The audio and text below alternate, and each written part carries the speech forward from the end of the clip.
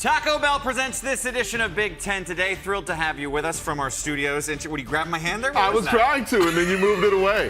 Is that a new move for you? Like, we'll just open the show with a friendly hand grab. It's not awkward at all. Nope. Yes. Boy, that was a real smooth start to this show. I think we're off to a great new year, aren't you? I cannot wait to do this. Mike Colin, Anthony Herron here. Ross Dellinger of Yahoo Sports is joining us throughout the show. By the way, you weren't here last week with Ross, but he said something in the show, and I wrote it down because I couldn't believe it. He said, and I quote, "Georgia Tech will pull a top 10 upset on a field goal as time expires, mark my words." Can you believe that? That's the type of content you get from Ross Dellinger. I wish I could say that I said that, but last night I did pick Georgia Tech to cover. They did do that. Didn't expect a win. Man, that was crazy. I'm just saying, check the tape. All right, let's get to our big story as we begin this show here on the Big Ten Network, and it is key debuts. Thursday, 3 Big Ten teams kick off their season, and hence the conferences: Illinois, Minnesota, and Rutgers. Friday, Wisconsin and the Spartans play. Everyone else is in action over Saturday and Sunday. And while the West Coast 4 are the huge new debuts this weekend, that's the macro side. What about the micro side? The players who are making debuts, because there are tons of key names about to have their first starts as Big Ten players. Who are the guys that you're most excited to see make a debut? Ross, we'll start with you. Well, I'm most excited to see a guy that we actually haven't seen in FBS football, right, which is Max Brosmer. Minnesota quarterback, was previously in the FCS level at New Hampshire. In fact, he won what they describe as the FCS Heisman Trophy, the Walter Payton Award. He put up 8,000 yards passing, 36 starts, 68 touchdowns. He makes his not just his Minnesota debut, but his FBS debut, and he'll do it against North Carolina, Mac Brown in the Tar Heels. And we all know North Carolina struggles defensively the last few years. They have not consistently done well enough on defense to get to that next level. So maybe Brosmer, while we know he'll be up against bigger, faster, stronger guys, right, on the FBS level, maybe he'll take advantage of a Tar Heels defense that we have seen struggle a bit.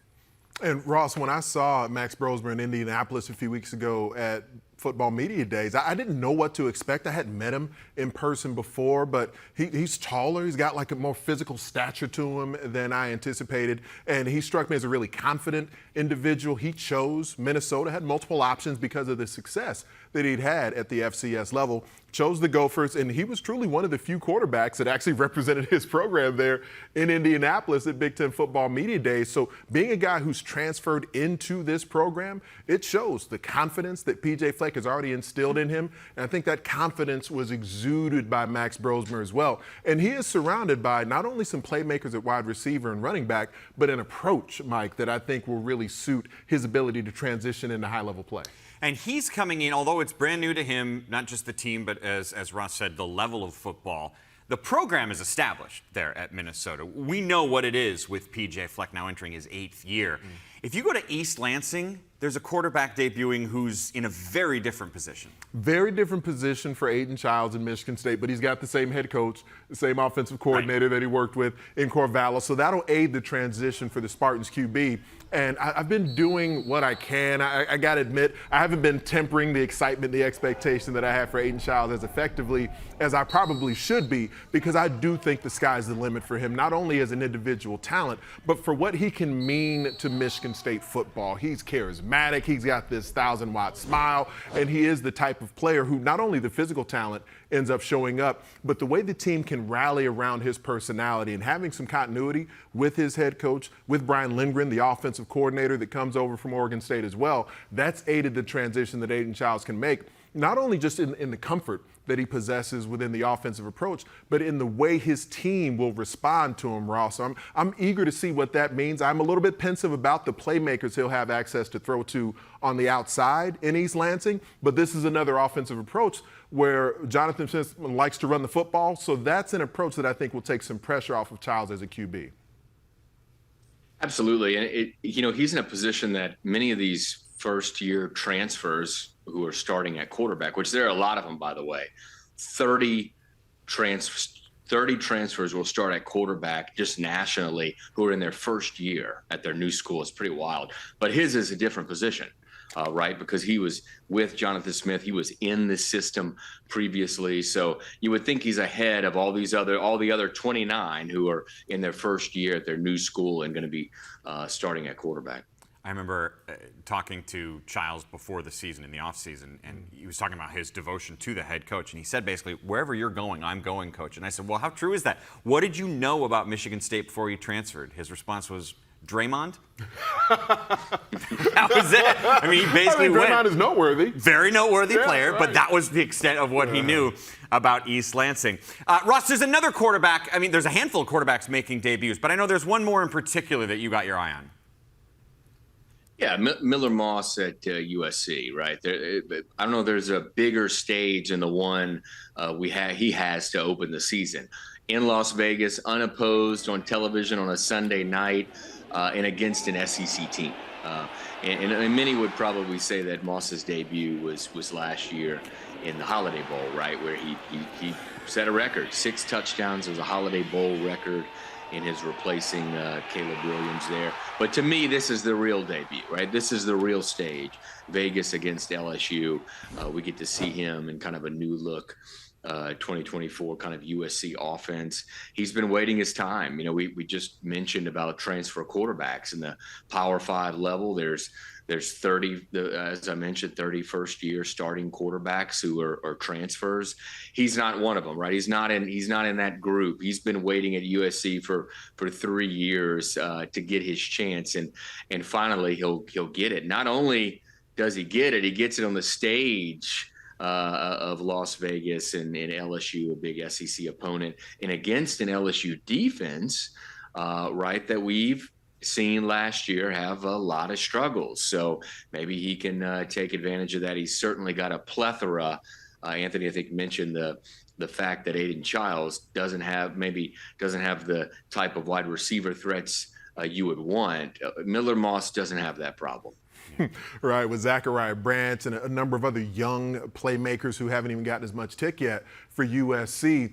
My mind does go back to a time where Clay Helton was still the head coach. It was early in his time with USC, and Max Brown was kind of making a big debut against Alabama, an SEC foe, in a neutral site game. And there was like an early play that was made by the Trojans, and then Alabama just sort of steamrolled USC from there. It's one of those memories Trojan fans won't love, but this is an opportunity early in the season in a neutral site, in a kickoff game, to step onto a national stage in a prime time window and showcase what this season, what year 3 for Lincoln Riley, what the program can be now that he's been able to sort of put his roster in place. And I love the opportunity that's here for Miller Moss, because a lot of folks, because he backed up Caleb Williams, sort of viewed Miller Moss as this guy who maybe didn't have a lot of his own physical attributes. Was he just some sort of walk-on guy? Are they going to go into the transfer portal and bring someone else in to potentially do big things? And yes, they've added some portal talent at quarterback and other spots. But Miller Moss is an extremely gifted quarterback in his own right. Stylistically, he'll be different than Caleb Williams, as most other humans are. But I expect him to put up big numbers, and I expect this stage to be one that USC is prepared for. I like that you brought up Zachariah Branch, too, because that is a great weapon for him, a great comfort for him. I think he's going to be the guy who takes the biggest leap forward this season in terms of notoriety. Yeah. I don't know how many people nationally know who he is. I think by December, a ton of people will know who he is, because he's just overflowing with talent. And speaking of guys who can catch the ball, there are always big recruits who come in to the league, but it's kind of rare you have the #1 overall recruit, regardless of position, coming into the Big Ten. But that's happening this year. And to have a player like that at this position for Ohio State, where we know what the Buckeyes have been doing at receiver of recent vintage, just season after season, 5-star here, 4-star there, first-round pick year after year, #1 player in the country at times, doesn't even really crack the lineup because they've been so deep and talented at wide receiver. And by some people's estimation, Jeremiah Smith is the player who really sets himself apart from this extremely gifted crew of receivers we've seen in Columbus, really for generations, but especially since Ryan Day has been there as a head coach. And Jeremiah Smith not only brings the physical presence to the table, but also the competitive temperament that you hope for, because when he's on the field, he's not looking to step out there and talk a bunch of smack, but when the opponent does, he responds at a high level. he certainly goes into a receiver room that's got other talent around him as well. So if Emeka Egbuka is going to be the alpha of that receiver core, you can count on Jeremiah Smith to be the omega. He will finish every time he gets the opportunity for that contested grab. And yes, it will be an approach on offense where I think the quantity of opportunities that Jeremiah Smith gets as a pass catcher, the volume, targets may not be there in his freshman season, but trust me, the quality will be there for this young man in Columbus. I cannot wait to see him take the field for the Buckeyes, Ross. Yeah, I mean, this is an incredibly exciting player. Any player named Player of the Year in the state of Florida for his high school production must be pretty dang good. I was looking at just prepping for the show, looking at some of his statistics in high school are just insane, right? His last year, 88 catches, almost 1,400 yards, 19 touchdowns. His last game of his high school career, they won the state championship 56-0. Ohio State went down to Miami and got him out of the Hurricanes' backyard. Just an impressive kid with obviously an incredible amount of talent. And we've talked about this Ohio State team, and we're about to talk more in my pick because I have an Ohio State player on the opposite side, but they are just bursting with talent, even at the true freshman level. You were alluding to your next guy, and that's on the defensive side, Caleb Downs, the transfer from Alabama. Yeah, look, I know, they kick off the season against Akron, and the game probably may be over at halftime, but still excited to see some of these talented guys like Caleb Downs, former Alabama player. In fact, I think he became the first true freshman at Alabama to lead that program in tackles ever. So that in the storied history of that program, that's pretty incredible. I think most would say that Downs was the most valuable player in the portal this past year, and Ohio State probably got 3 of the top 5 portal players this past year, and he was certainly one of them. I don't know how exactly that he'll fit into Jim Knowles' defense, but I think he could fit into any defense at the talent that he has. And also, he suggested, Anthony, during camp, I believe, that maybe he'll get a little spot or two in the offensive backfield at running back. And as deep as Ohio State already is at running back, the electricity, if you've watched the high school highlights of Caleb Downs with the football in his hands, there should be a lot of excitement for what he can do on that side of the football also. But to add him into Jim Knowles' defense, where so much of the secondary returns intact, Mike, and then you also have that pass rush, what they've already added up front and what they returned from the previous season as well, the defense was already deep and talented. The defense was already going to be one of the best in America. And every Buckeye beat writer that I've had a chance to ask about this in recent weeks, who's the best player on that exceptional Ohio State defense in Jim Knowles' 3rd season running it?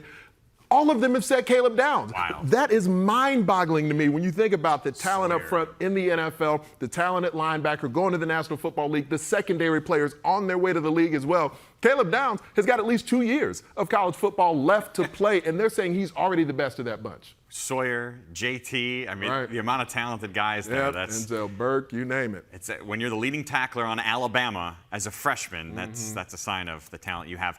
One more for you, and it's a little bit of a twist on the idea of a new debut for a Big Ten player. I try to follow rules, but you know me. You've been around how I operate, so I did put my own little twist on things here with a debut that's going to happen, but it's a known commodity in the Big Ten because Abdul Carter has been wrecking shop in backfields and sideline to sideline all over the college football scene for the last 2 years, but now there will be a bit of a position change. We'll see him go from being a full-time off-ball linebacker to now spending more of his time along the defensive front, some of his time even with his hand in the dirt as an edge rusher. And what's really set him apart as an off-ball linebacker wearing the sticks is because he's been a part of that Manny Diaz blitz package. But he's not just one of these guys who times up the snap at a high level and can get into the backfield because he hits that crease before the offensive line really knows what hit him. He has exceptional pass rush maneuvers when he gets there as well. So whether it's been an offensive lineman, a running back, a tight end at times, we've seen Abdul Carter use great pass rush levers, violence of his hands, counter moves, and everything else.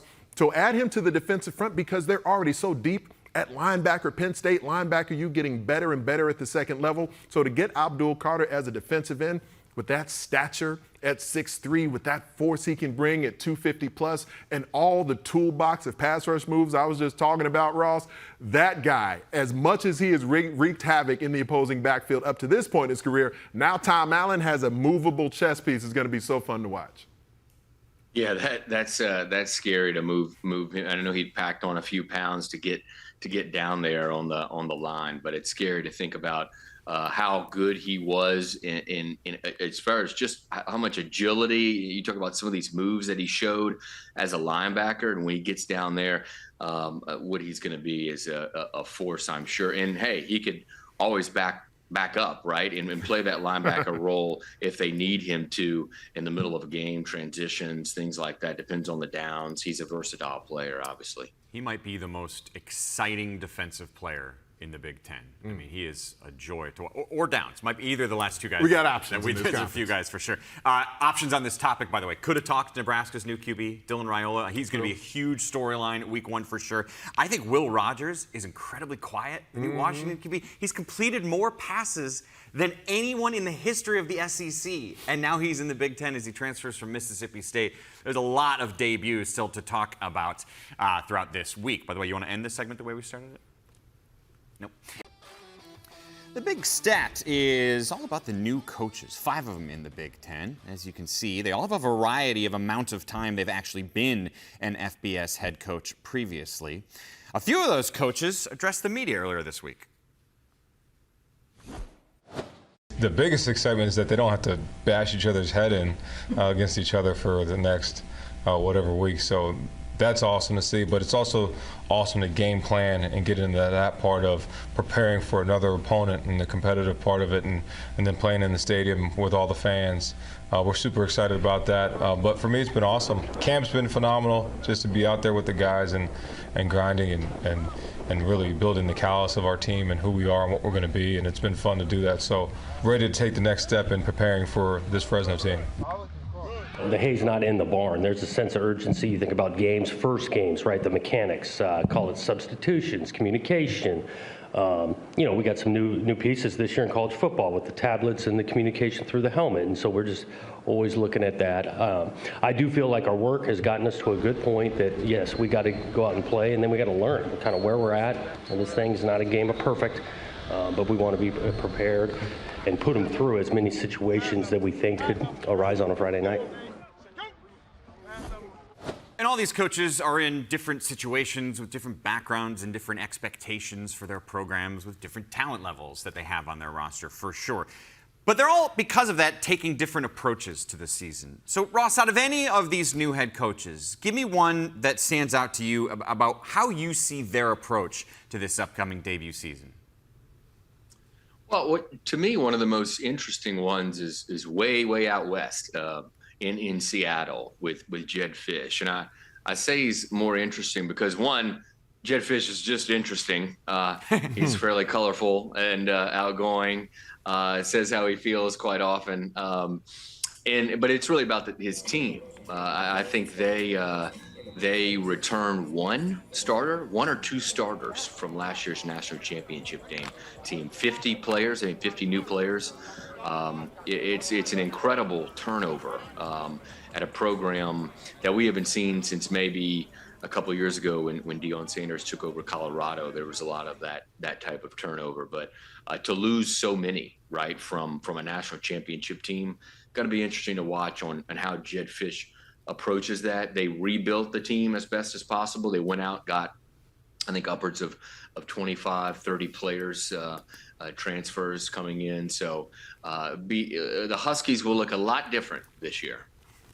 And the way that they've operated throughout the offseason, you see the experience that Jedd Fisch brings to things because he's been in the Big Ten, he's been at the professional level, he's been at various spots in the collegiate ranks, but he does seem comfortable even though it's a team that was in the national championship game last year that basically lost everyone. No one is back in Seattle, but they did hire the right guy for that opportunity. I believe that Curt Cignetti and what he's going to do in Bloomington with the Hoosiers, I'm really intrigued by that also because of the brashness that he brings to his approach. He doesn't mind providing a little bit of bravado to the Hoosiers program, and it's fun. Now, if he backs it up and they immediately become a winner, then he looks like a bit of a soothsayer. But even if they don't, just to infuse that confidence into a program in transition, into a football program that isn't accustomed to consistently winning at a high level, I certainly think Indiana Hoosiers fans that I've spoken to have benefited from that. And he's had an approach that, at the quarterback position, he's had success with a variety of guys over the years. Curtis Rourke ends up transferring in. And while he's had at previous stops, has Curt Cignetti, he's had dual threat, multi-dimensional types of quarterbacks. He's had pocket quarterbacks. Curtis Rourke will be more of a pocket-style quarterback. But there's an aggression schematically that Indiana will bring to the fold here on each side of the football, both offensively and the aggressive style on defense. And there's continuity of the coaching staff also, where he brings a lot of guys, not only players from JMU, but assistants who are with him at James Madison as well. I do want to get on some other coaches, but I want to get Ross's thoughts on Cignetti too, because he is fascinating. The word used for him is so good. He's so brash. I remember when he was hired, people said, "How are you going to sell yourself to recruits?" His quote was, "Pretty simple, I win, Google me." So, how is that playing, Ross? Yeah, he was.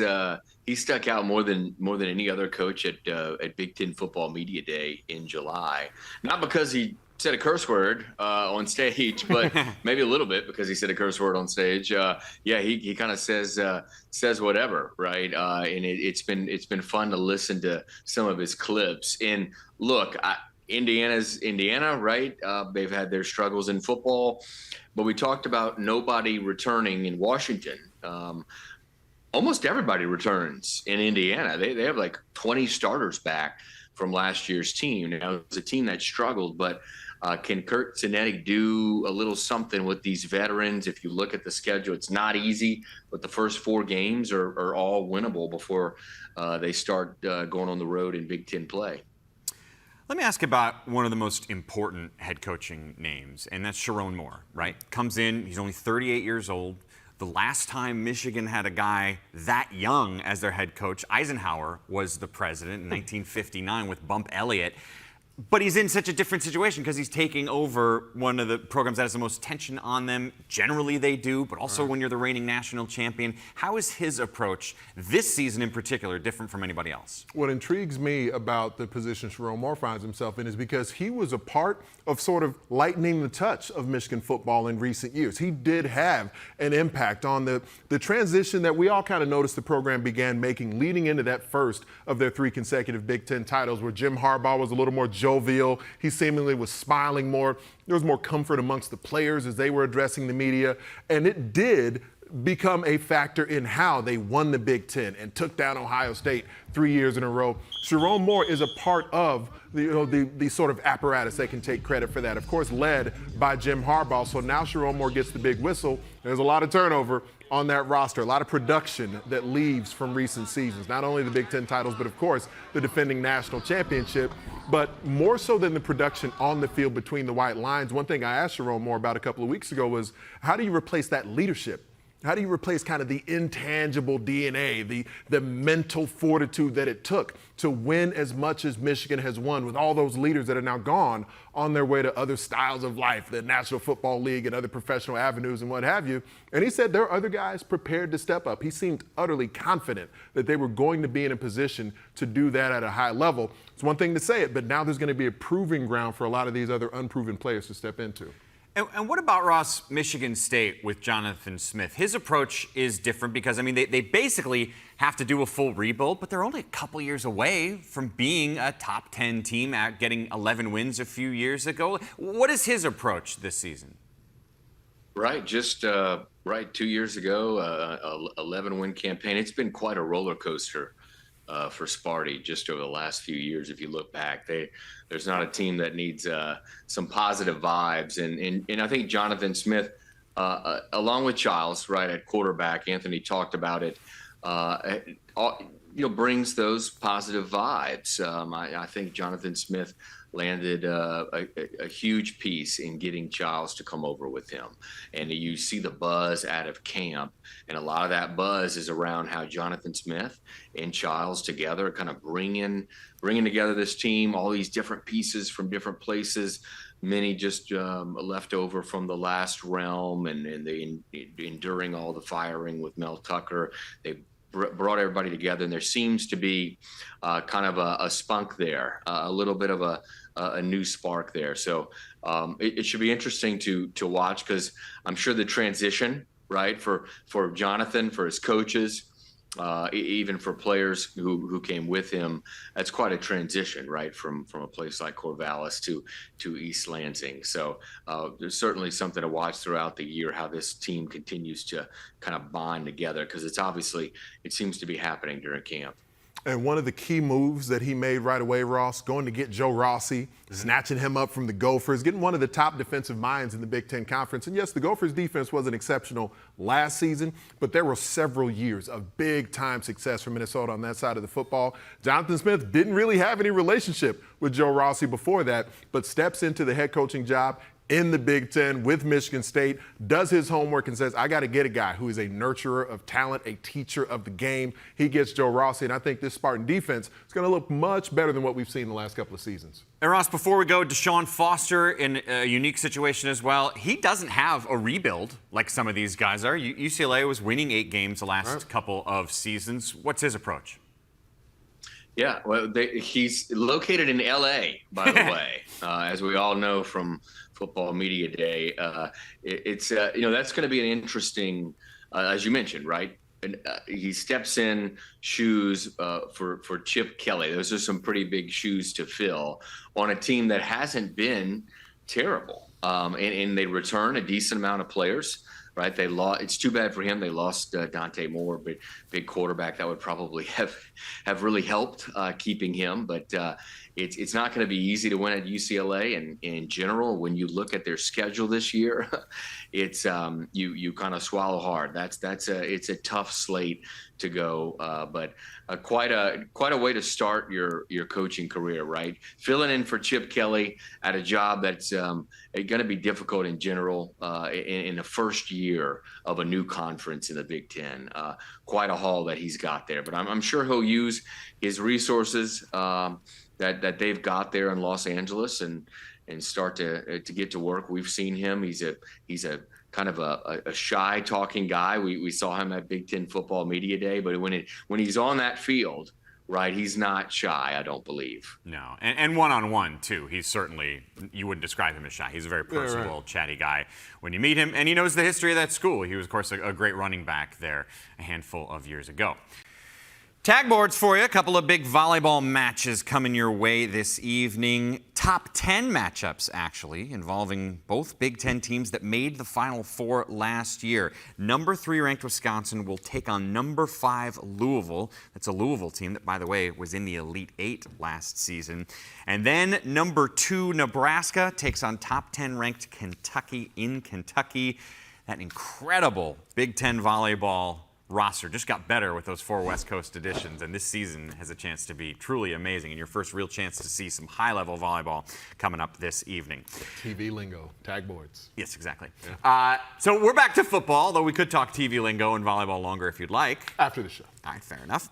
We want to get these guys to take their pick on some things as this week 1 is almost here right now. Here's my first question for you.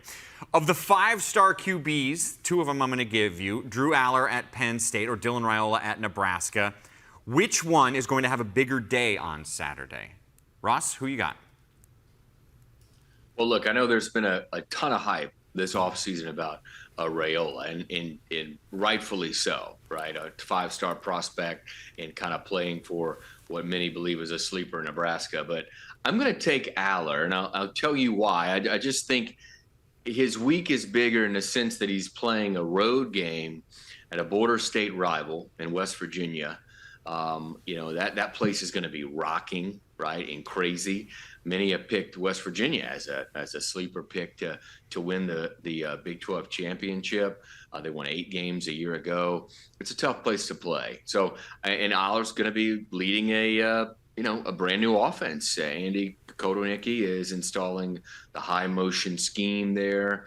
And so it's going to be interesting on the road in such a tough environment, how he adapts and how this new offensive system adapts. So I think just a much bigger kind of spot for Allar. And look, we know Allar's played well, right? I mean, he's put up some incredible numbers last season. I think 25 TDs, 2 picks. But in games of the most important, the Michigans, Ohio States, the Ole Miss bowl game last year, he struggled to reach the 50% completion mark. He needs to be better in the bigger games. And on the road against West Virginia, this is a big game. I love the way that Ross described games of import as opposed to importance. It sounds a lot more profound when you frame it that way. That's why I'm going to love working with Ross every Tuesday here. But I agree, I do, and not just because you called them games of import. Because Drew Allar is just at a different point in his development at this point in his Penn State career. I would say that, Dylan Raiola is in a similar spot to what Drew Allar was last year at best. I do believe as a prospect, Raiola more refined leaving high school than Drew Allar was, but Drew Allar now in year 3. Yes, the first year of the Kotelnicki offensive system, but we saw a version of Drew Allar last year that was a little bit pensive, that protected the football at a remarkably high level. But the focus of the entire offseason, the focus of even late last season, when you move on from Yurcich and say we've got to revamp this offense, is searching for the big play. And Drew Allar has got a big arm that can hit every blade of grass on the football field. And quietly, Penn State has performed really well in hostile environments and big games in recent seasons. They haven't won every one of them, but I've been impressed with the way that James Franklin has had his teams ready to go on the road against some tough environments. That is going to be no exception this weekend, and I expect Drew Allar to have a really big day. I remember last year, mid-season, the Penn State staff telling me, we do want Allar to improve, but it's also on the wide receivers to get open, and they need to be performing better. I'm curious with Julian Fleming how much that'll feel like a different vibe for them. Let's get to our next one. Ohio State, we mentioned, has a great running back in Travion Henderson, but Ross, they brought in Quinshon Judkins, who's one of the best running backs in all the SEC. They're on the same roster now. Which one has a better week 1? Well, you can't go wrong with either one of these. In fact, either player would probably be the number 1 starting running back at virtually any school, right, in the country. But I'm going to go with Judkins here, transfer from Ole Miss. And either way, again, they're going to move the football, right? They got Akron. Akron, I think, was ranked around 60th nationally in rushing games allowed per game last year. So I'm excited to see, more so throughout the season, excited to see how Ryan Day and Chip Kelly use maybe the best running back duo on any one team, how they use these guys. We talked about it earlier in the show. Ohio State is just loaded and bursting with talent. Talent wants the ball, especially running backs, right? So how will they spread out the wealth? I'm looking now. We might not get that answer in that one game against Akron, but I think we'll get the answer through the season of how exactly they're going to juggle these two running backs, because they're both incredible talents. And as much as I disagree with you last time, Ross, I think that is a remarkably ridiculous way to view this position, because Travion Henderson is the back that will have the biggest day and I believe the biggest season. He's a guy to me that can be in the Heisman Trophy conversation this season. And Quinshon Judkins, yes, he's a guy who's got that type of physical skill also, but we've seen Travion Henderson get better year over year in Columbus when he's been able to maintain health. And having Chip Kelly, to the point Ross is making there, as the offensive play caller for Ohio State, the creativity he'll bring to the fold with that Ohio State run game, I am really eager to watch what that ends up meaning for Travion Henderson, how that accentuates his skill. Because when you find creative ways to get a player of his magnitude in the open field, the way he finished last season, that final month for Ohio State football, he was one of the best players in America. He took their offense to heights that they weren't at prior to that in the season when he was all banged up. I'm so excited to see Travion Henderson in a Chip Kelly offense and what that means. Henderson had 1,200 rushing yards last year in only 8 games because of injuries.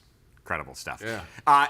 Incredible things are expected from a handful of Big Ten defenses. Iowa and Oregon in particular are expected to have really good defenses. Russ, which defense this week creates more turnovers? Yeah, I don't think you can go wrong with either one of these, as you mentioned. High expectations for both the defensive units, and I believe they both play FCS teams, so they should each win the turnover battle. But give me the Iowa defense. Really looking forward to seeing how they play. Always fun to watch, right? The way that they play and not allowing teams into the end zone is quite incredible, right? 13, 14, 15-point average giving up the last couple of years. We see all those superlatives, but one thing that was lacking last year was actually forcing turnovers for the Iowa defense. They only forced 15, which ranks toward the bottom of FCS. Illinois State, who they play, hasn't been a world beater in FCS rank. They've finished inside, haven't finished inside the top 7 of their own conference in FCS. So Hawkeyes defense should roll. They should feast. Look for that linebacker group, right? Nick Jackson, Jay Higgins, to force some fumbles and get on those loose balls.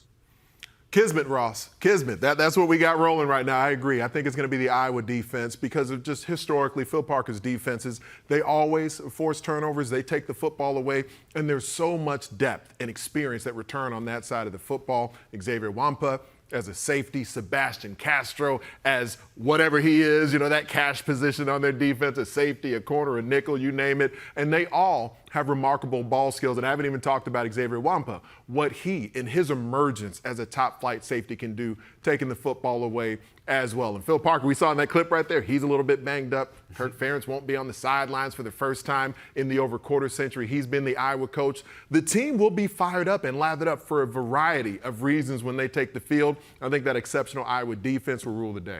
Quickly before we go, give me a wide receiver that's going to have a breakout season this year. Julian Fleming. I mean, James Franklin's been talking even this week. He's seeing growth from what Julian Fleming's been doing. He spent time on the jugs machine. He was the #1 receiver in some outlets, the #1 recruit in the country when he came out of high school. And yes, he struggled to break through in Columbus with all the talent they have there in that wide receiver room. But this is his last and in a lot of ways best opportunity to play at an extremely high level for an offense that will need him to do just that.